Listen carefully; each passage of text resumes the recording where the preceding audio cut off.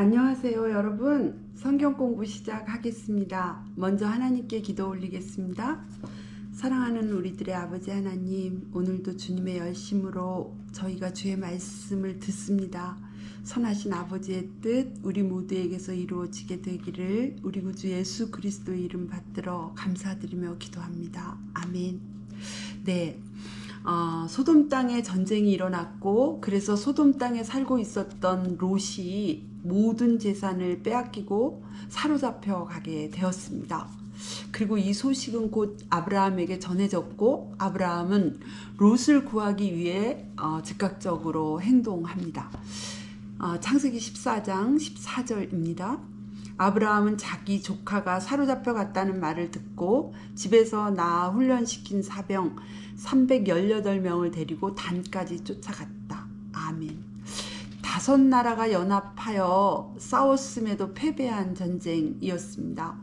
소돔은 패배하였지만 소돔을 대항했던 4나라는 승전국으로서 힘을 갖고 있었습니다. 이 전쟁에 뛰어들어 롯을 구해내야겠다는 생각을 하는 일이 쉬운 일이었을까요? 그럼에도 아브라함은 이 위험한 전쟁터에 사병들만 보낸 것이 아니라 자기 자신조차 직접 뛰어듭니다.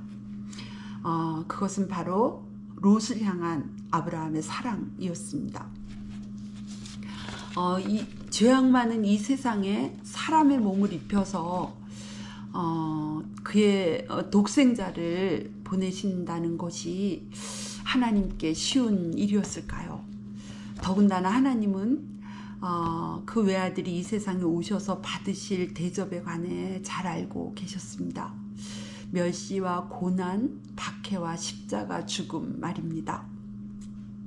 그럼에도 하나님은 그 아들을 보내셨고, 예수님은 기꺼이 이 세상에 오셨고 기꺼이 십자가를 지셨습니다. 이 십자가 사건 속에 성부 하나님, 성자 하나님께서 겪으셨을 고통을 우리가 감히 상상이나 할 수 있을까요? 그럼에도 이 고통스러운 일들을 감행할 수밖에 없었던 것은 사랑 때문이었습니다. 이 사랑에 관해 성경은 우리에게 이렇게 증언하고 있습니다. 요한복음 3장 16절입니다.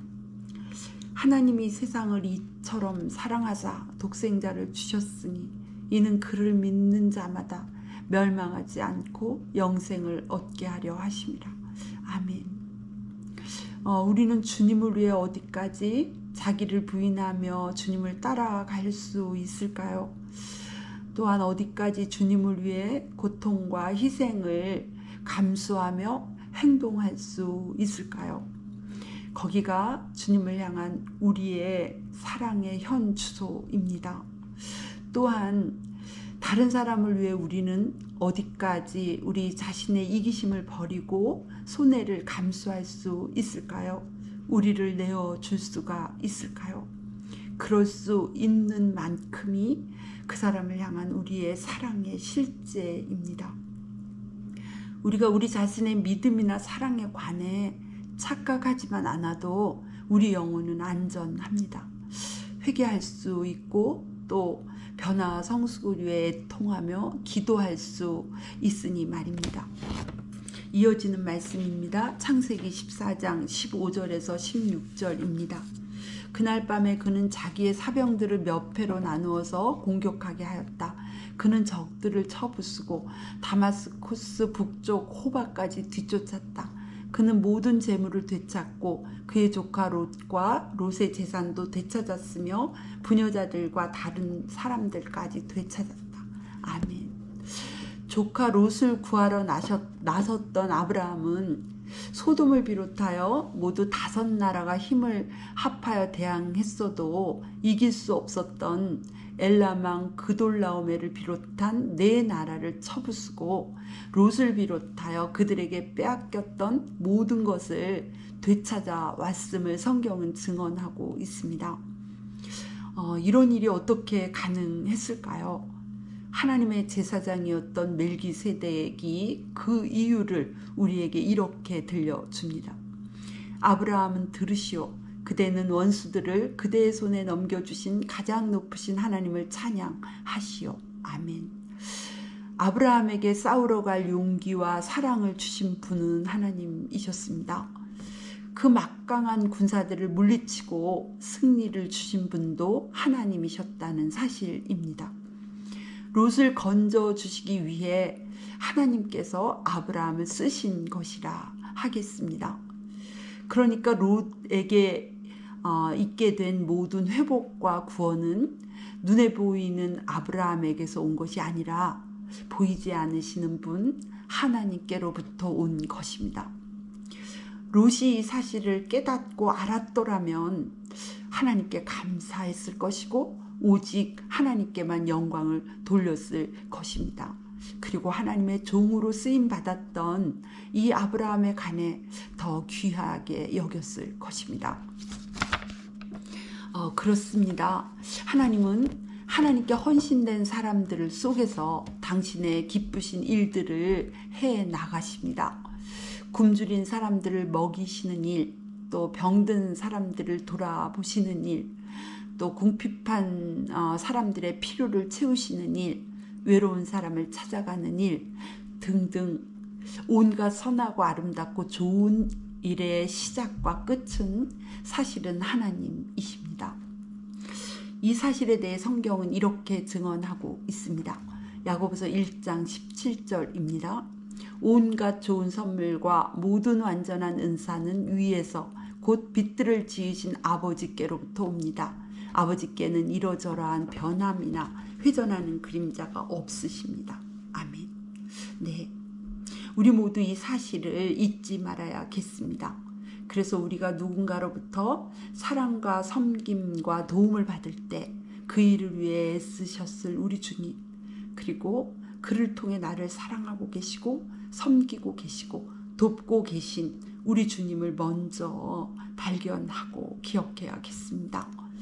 또한 우리가 누군가를 사랑하며 섬길 때, 또 도움을 줄 때 그것은 내가 아니라 하나님께서 하시는 일임을 잊지 말아야겠습니다. 그래서 우리 모두 하나님께 합당한 감사와 영광을 돌려드려야겠습니다. 창세기 14장 18절에서 20절입니다.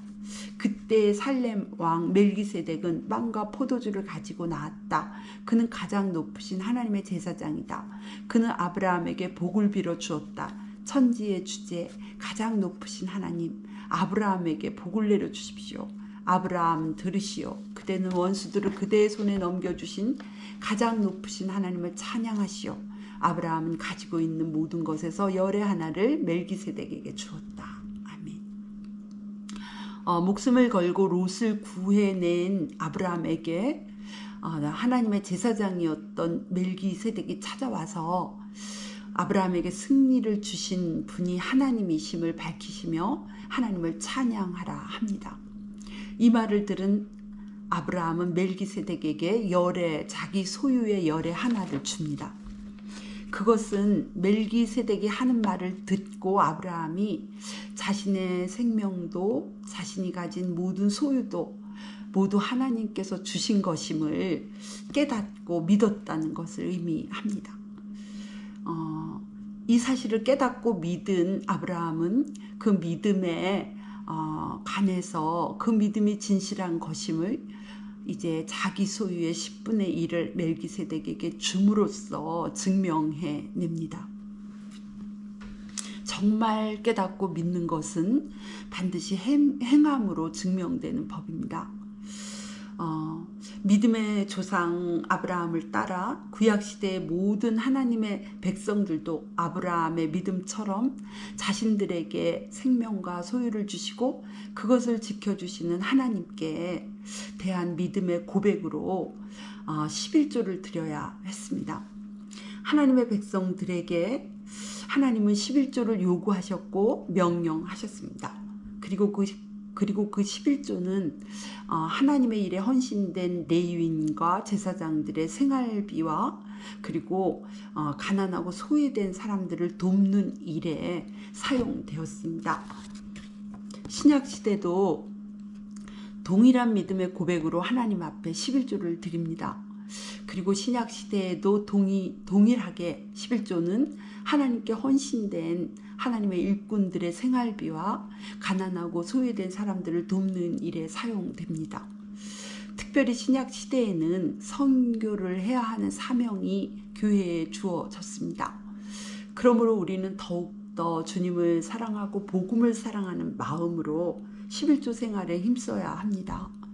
선교비로 헌금을 따로 내는 경우도 물론 있긴 하지만 그래도 선교사님들의 생활비나 또 선교활동에 필요한 모든 물질을 채우는 일에 11조 예물이 없다면 많은 제한이 있고 선교에 많은 어려움이 있을 것입니다. 가끔 신약시대에는 11조를 안 드려도 된다고 주장하는 분들을 유튜브를 통해 만납니다. 그것은 교회 존립을 어렵게 할 수 있고 선교 활동이나 하나님 나라를 확장해 가는데 많은 제한을 가져올 수 있는 위험한 주장입니다. 저는 개인적으로 그런 주장을 들을 때마다 하나님 나라를 생각하면서 교회를 생각하면서 가슴이 철렁합니다. 무엇보다 신약 시대에는 11조를 안 드려도 된다는 것은 반성경적인 주장입니다. 마태복음 23장 23절입니다. 화 있을진저 외식하는 서기관들과 바리새인들이여 너희가 박하와 회향과 근체의 11조는 드리되 율법에 더 중한 바 정의와 긍휼과 믿음은 버렸도다. 그러나 이것도 행하고 저것도 버리지 말아야 할지니라. 아멘. 예수님께서 11조를 부인하거나 11조를 드린 것에 대해서 책망한 말씀이 아닙니다. 정의와 긍휼과 믿음을 버린 것을 책망하신 것입니다. 그리고 예수님께서 분명하게 말씀하셨습니다. 이것도 행하고 저것도 패하지 말지니라. 곧 11조도 드리고 11조에 담긴 그 정신, 정의와 긍휼과 믿음도 가지라는 것입니다. 예수님의 이 한 말씀만으로도 신약 백성은 11조를 드리지 않아도 된다는 주장은 모두 철회되어야 마땅한 일입니다. 신약 백성들은 십자가 은혜를 입은 하나님의 자녀들입니다. 구약 백성들도 드렸던 11조를 신약 백성들은 안 드려도 된다는 주장은 십자가 은혜를 잘못 이해하고 있는 것이 분명합니다. 십자가 은혜를 입은 초대 교인들은 11조를 드리는 정도가 아니라 이렇게 했습니다. 사도행전 4장 32절에서 35절입니다. 많은 신도가 다 한 마음과 한 뜻이 되어서 아무도 자기 소유를 자기 것이라 하지 않고 모든 것을 공동으로 사용하였다. 사도들은 큰 능력으로 주 예수의 부활을 증언하였고 사람들은 모두 큰 은혜를 받았다. 그들 가운데는 가난한 사람이 한 사람도 없었다. 땅이나 집을 가진 사람들은 그것을 팔아서 그 판 돈을 가져다가 사도들의 발 앞에 놓았고 사도들은 각 사람에게 필요에 따라 나누어 주었다. 아멘. 고린도 후서 8장 1절에서 5절입니다. 우리는 하나님께서 마케도니아 여러 교회에 베풀어 주신 은혜를 여러분에게 알리려고 합니다. 그들은 큰 환난의 시련을 겪으면서도 기쁨이 넘치고 극심한 가난에 쪼들리면서도 넉넉한 마음으로 남에게 베풀었습니다. 내가 증언합니다. 그들은 힘이 닿는 대로 구제하였을 뿐만 아니라 오히려 힘에 지나도록 자원해서 하였습니다. 그들은 성도들을 구제하는 특권에 동참하게 해달라고 우리에게 간절히 청하였습니다. 그들은 우리가 기대한 이상으로 하나님 뜻을 따라서 먼저 자신들을 주님께 바치고 우리에게 바쳤습니다. 아멘.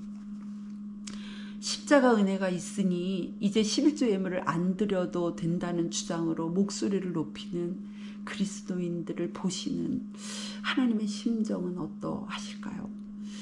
그 주장이 마음에 들어 옳거니 기뻐하면서 그 주장을 받아들이는 그리스도인들을 보시는 하나님의 심정은 어떨까요? 하나님께 바쳐진 피땀과 눈물 섞인 과부의 2렙돈을 아무 두려움 없이 함부로 사용하는 교회 지도자들을 보시는 하나님의 심정은 또 어떠실까요? 우리 모두 힘써 하나님을 알아야겠습니다. 십자가 은혜 정말 알아야겠습니다. 우리 모두 참 믿음의 사람 되어야겠습니다. 살아도 주를 위하여, 죽어도 주를 위하여 살고 죽는 삶 말입니다. 기도드리겠습니다. 하나님 아버지, 오늘 말씀을 통해 우리를 새롭게 하시고 우리가 정말 믿는 자로 정말 믿음의 길을 걸어갈 수 있게 도와주옵소서. 예수님의 이름으로 기도드렸습니다. 아멘.